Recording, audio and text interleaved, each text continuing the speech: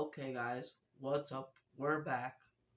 Okay, we're back. Last time we were talking about the shaking when the Titanic hit the iceberg on the starboard side below the waterline. And I just have to say that was like, if you were in the bow section, so if you were like around right here, you would have been knocked out of your beds. Like my bed over here, you would have been knocked out of this. Yeah, you would have been knocked out. But I don't think the worst place to be in Titanic was Boiler Room 6 and Boiler Room 5. Well, there was also a few other boilers. But I'm not gonna go through those, alright? But if you were those, you would have felt it and you would have been hit with water and most likely died. Um I think the reason a few people actually died was because if you seen the James Cameron film when they were escaping, you see that guy who was running and the boiler just shot out hot steam and he fell. Yeah, he died because well he drowned. So yeah. Yeah. So you wouldn't want to be in the boiler room, but if you are a fireman, you got no choice. But if you were in the fire bunks, I think that did that flood? Let me know in the comments. Did that actually flood? I don't know if that actually flooded the firemen cabins. Yeah, the smoke room, whatever you call it. Their cabins. I don't know if those flooded at all. I actually don't.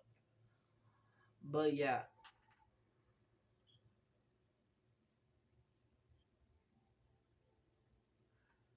if you were like I said, if you were a third class passenger, you would just been knocked out of your beds.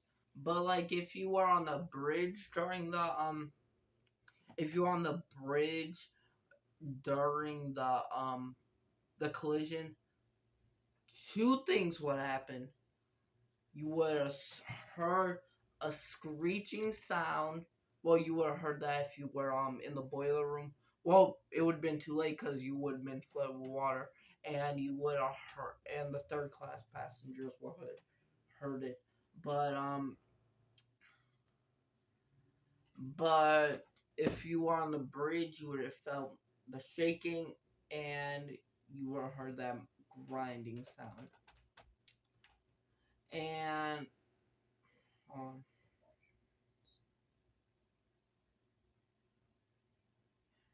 but like I was saying, if you were third class, well, if you were, I meant say first class. If you were in first class and you were in the dining room or even your beds, well, in your beds, you would have heard it and felt it.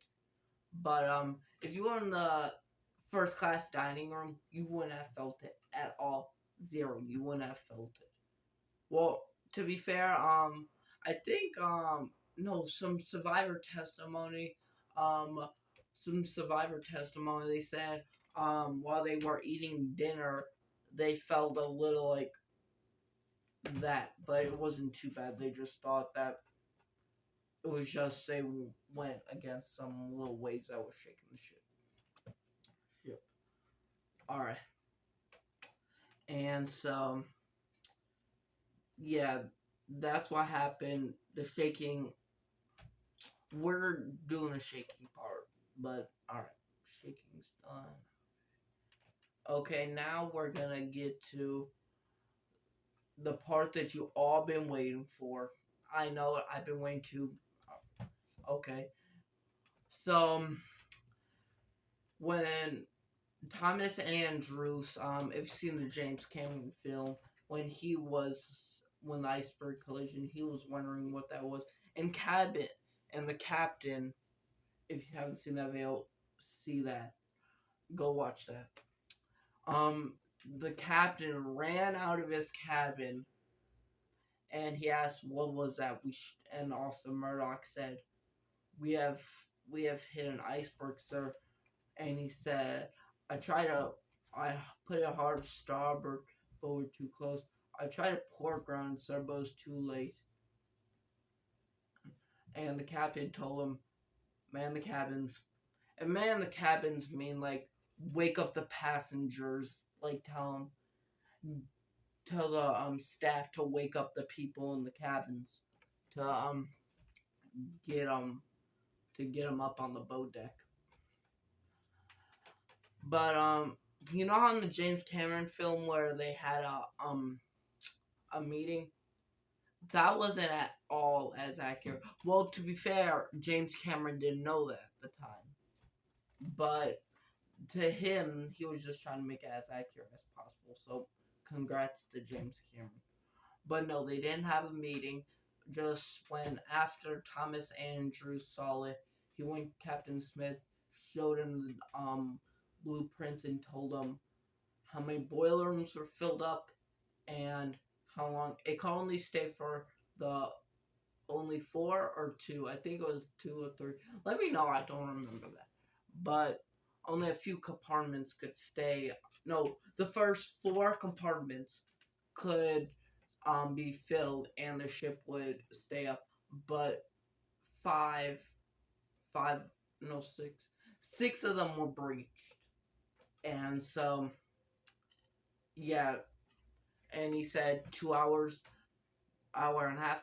I hate when I don't think that was actually really true. I think Thomas Andrews said we got an hour, 2 hours, 2.5 hours at the most. I think that's what they mean, hour, hour and a half. Like I think that's what they meant when they said hour and an hour and a half, 2 hours. I let me know in the comments. I don't let me know in the comments. Thank you. And so, yeah. And Captain Smith asked about the pumps, but the pumps couldn't even do nothing. They really couldn't do anything of that they could do. The pumps would only, like, I don't know if they would really make the flooding any slower. No, I don't think they would actually make them any slower. Make this flooding slower. I don't think that would have done make the flooding slower. I don't think that would have done it. But Captain Smith ordered Lighthauler, and the man who I'm going to be doing a video on next is one of the greatest heroes of them all. First Officer William Murdoch to take the right side port boats. And so they did that. And so Captain Smith gave him specific orders. Women and children first. Lighthauler took that as only women, children only. No men were allowed. And Officer Murdoch took that as women, children first. But if there's any seats, let some men on. So yes. So during the sinking, when you could tell the bow was going down, no one was really panicked. No one was really panicked. And let me show you. Let me try to find the picture. I know I have it around here somewhere. I know I have it around it somewhere. I have 2 books on here that has mostly everything. See, that's what mostly people were. Let me get some look on it. Let the camera focus. Can you see, guys? All right. So yeah, that's how people were. They were tired. They didn't want to go. But I would say that not that many people were as like worried, because to be fair, they didn't know what was going on. They thought, but some people actually found out what was going on. Oh yeah, and some survivor testimony. One man said that he asked Thomas Andrews while he was at the grand staircase what was going on, and Thomas Andrews said under his breath that we are doomed. This ship will be at the Atlantic, at the bottom of the Atlantic. Which I think that's what James Cameron got the idea for that in the movie. Okay, why am I talking to James Cameron so much? We're gonna be doing a video on that soon. But yeah. So Thomas Andrews said that, but no one was really like scared they didn't want to leave. They wanted. I mean, who would you want to be on a warm, heated, lighted ship than go on the freezing cold water in a boat? No, but as time went on, mm, there was half people want to go, and like there wasn't that many bad things going on with the lifeboats. Like everything was good at the beginning. Hold on, I'm gonna read off the lifeboats. If you're wondering what books I have that I'm using, I have Titanic, Exploring the Titanic by Robert D. Ballard, and I have amazing answers to your questions about the Titanic, but that actually gives off a whole lot of information. I wholly recommend it. I really recommend this. Dang, where is it? Uh,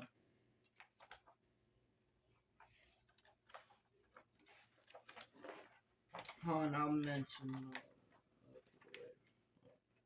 Hold on, guys, I'm almost there. I know I am. I'm about to be there. Jesus, hold on. It's in here, guys. It's in here.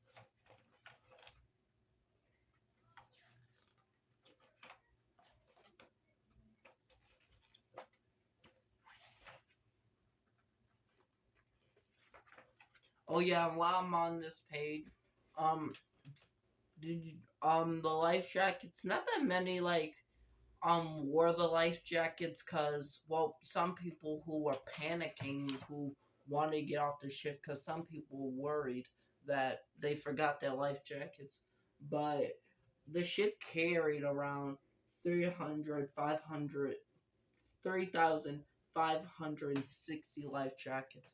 And guess what? Here's a story. So I forget which crewman. So they needed more life jackets on deck. So he went risked his risk sorry risk risked his life and went down to let's say around here in full water. Opened a locker that had life jackets and it took them up and there we go. Some people had life jackets, some people didn't. And that's quite frankly sad that not that many had that many life jackets. I mean, those life jackets had a flaw in them. That you know how the life jackets today, how if you hit the water, it'll allow you to go down. The life jackets on Titanic didn't do that. If you hit the water, the life jacket that you're in would shoot up and break your neck. So yeah, who whoever died by that, I'm so sorry, and I'm so sorry to the victims' families. I grant you my blessings and hope soon. If you haven't found peace yet, you find peace. Alright? And so yeah. I cannot find it, guys. I don't know where it is. I know it's in here, guys. I've seen it before. I've seen it in here. Yes.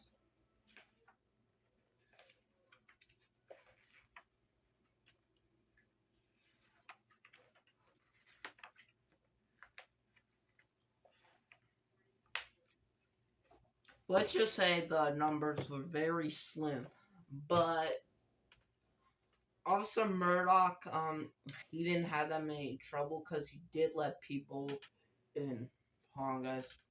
In the boats. Hold on, guys. I gotta leave. Okay, guys. Sorry. Okay, so yes, Officer Murdoch really didn't have that many incidents, well, some men try to like let's see, also light taller. Some people in the beginning, a lot of people didn't go, and some the officers actually did have to force people to go in these boats. Like not all, but some people, yes, they did have to force into the boats.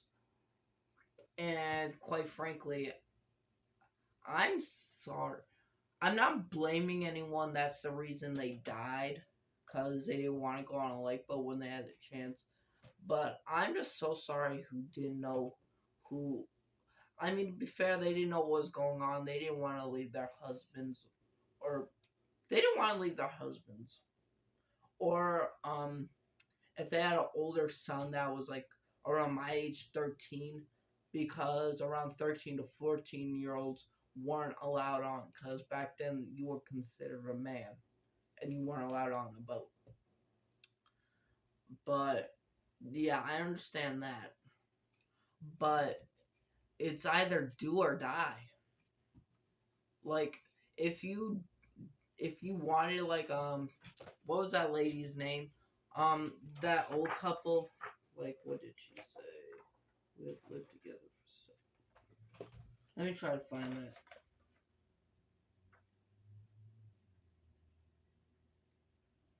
I think it's in there.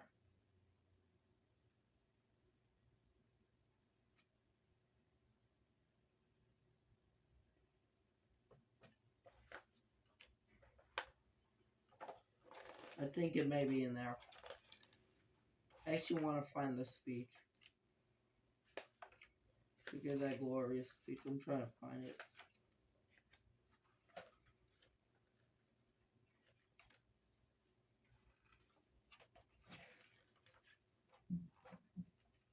Oh yeah, now I found it, guys. Hold that thought about the speech, and let's go back to the lifeboats. All right. Okay. Launching boat 7, 12:45 a.m. Only 19 people, capacity of 65. 12:55 a.m. Boat 5, 41 people, capacity 65. 12:55 a.m. Boat 6, 28, capacity 65. 1 a.m. Boat 3, 32 people, 65 the capacity.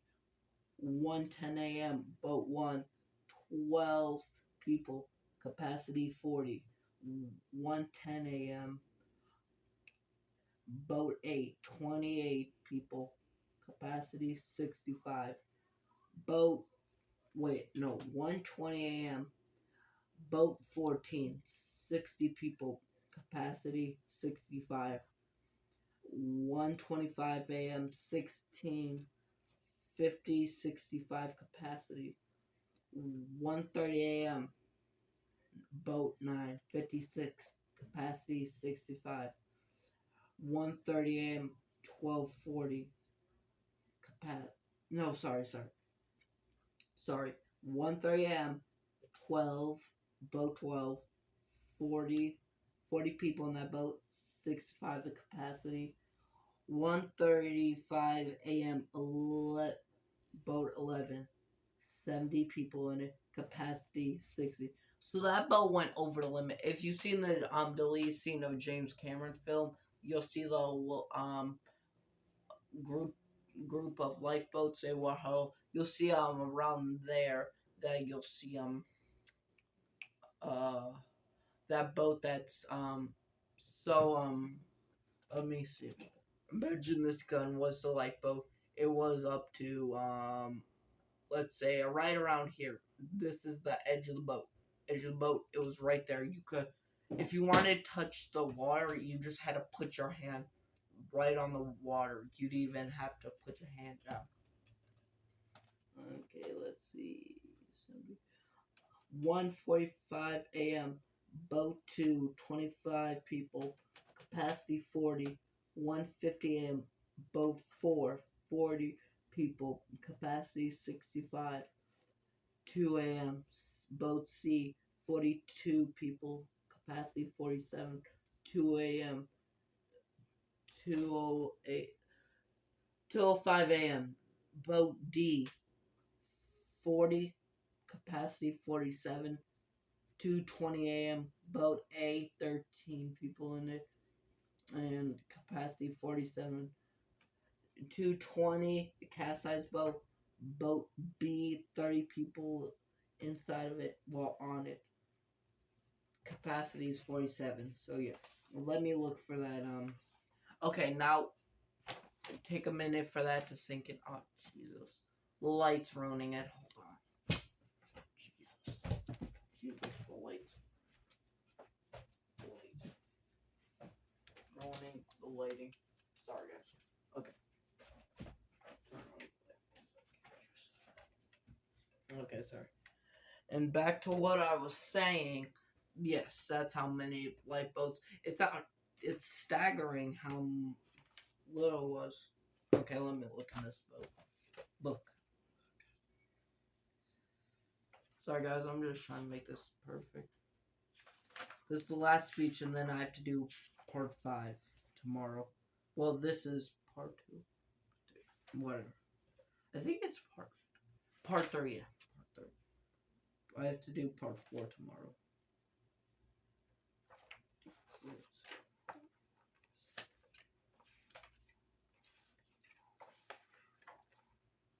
Okay, I forget their names, but I can say we have lived together for several years. Where you go, I go. If we start together, and if it has to be, we finish together. And I give kudos to them. They're a brave couple. And I'm gonna do what we usually do. A moment of silence for the Titanic and the survivors and the people who died on that night.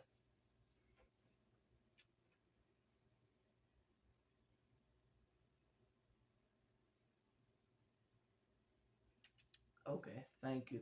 Okay, guys, we'll be back probably on Monday. All right, see you guys next time. All right. Oh yeah, I'm doing new thumbnails. All right, see ya and subscribe. Have a nice day. See you in the sea.